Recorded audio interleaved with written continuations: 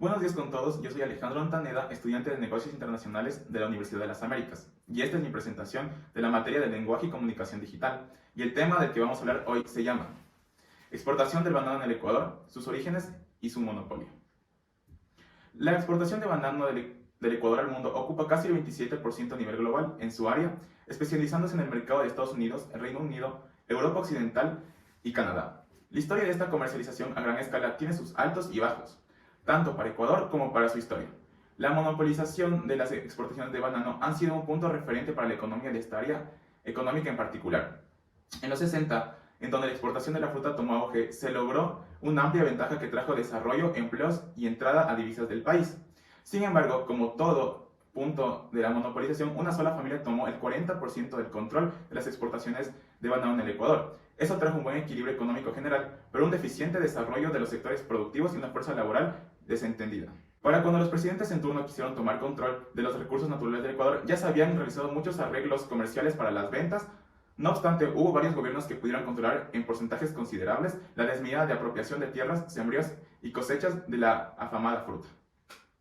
A continuación se realiza un análisis de la evolución económica e impacto de las exportaciones del banano en el Ecuador, vistas desde una perspectiva de afectación en sus orígenes familiares e influencias contemporáneas. Desarrollo. La FAO, Organización de las Naciones Unidas para la Alimentación y la Agricultura, es una organización dedicada a producir estadísticas multinacionales de nutrición y agricultura. Publica en uno de sus artículos, refiriéndose al Ecuador como uno de los principales exportadores de banano en el mundo. El mercado ecuatoriano de banano para exportar podría considerarse un monopsonio, por el que unos pocos intermediarios compran fruta a un gran número de pequeñas explotaciones que operan con una escasa organización colectiva. Lo cual muestra que la organización no es del todo justa ni productiva de manera eficiente. Los gobiernos establecen el precio mínimo pagado al productor para tomar cierto control y equidad social. Sin embargo, debido a la sobreexplotación de recursos y la continuidad de la oferta productiva, estos precios no siempre se respetan, a diferencia de otros países exportadores de la fruta que no necesariamente la producen, sino que son intermediarios en el mercado ecuatoriano. Los precios se negocian de diferente manera dependiendo de la naturaleza del comprador.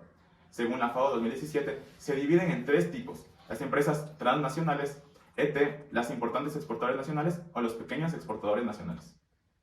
Las preguntas que surgen son: ¿por qué solo cierto grupo de familias hasta nuestros tiempos tienen el control de las bananeras en el Ecuador?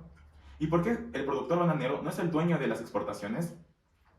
Para responder a grosso modo estas preguntas, se debe a los inicios de la producción bananera en el Ecuador. La familia Noboa, desde 1947, fue el referente para la exportación de la fruta. El ambateño Luis Noboa Naranjo inició con una pequeña cantidad vendida en New York. 100 racimos lo menciona el libro que escribió su hija en 2017, Líderes. Desde entonces, la modalidad del monopolio familiar fue creciendo. El imperio que construyó Luis Noboa trajo una cultura agrícola del banano que sigue teniendo su rutina, a pesar de los esfuerzos políticos para lograr una mejor distribución de tal riqueza. Por historia, los productores menores se han visto relagados de las verdaderas ganancias que da esta forma de producción.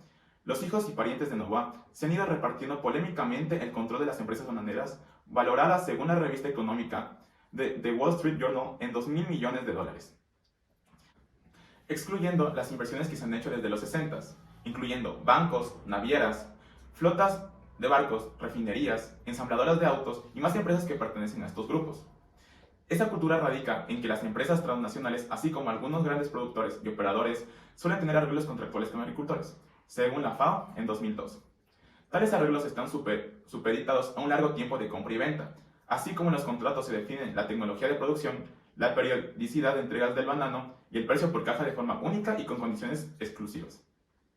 Los datos de las exportaciones del banano actualizados a 2022 nos siguen mostrando un control parecido, solo ramificado del monopolio de los mismos grupos que se dedican a la comercialización de la fruta, la cual en el Ecuador es producida de alta calidad y se destina principalmente a los mercados de altos ingresos, por lo cual los precios reflejan una ganancia exponencial después de salir del agricultor, que inclusive se ve reflejado económicamente en el PIB del país. Según la AEBE, las asociaciones de exportadores de banano del Ecuador se exportaron de enero a agosto 234,2 millones de cajas de banano, de las cuales 8 de las 10 principales empresas bananeras en el Ecuador que vendieron este producto son de los grupos heredados del Imperio Noboa, teniendo una alta expectativa de continuidad en el futuro. Las políticas y las leyes se los conceden según varios expertos. Conclusión.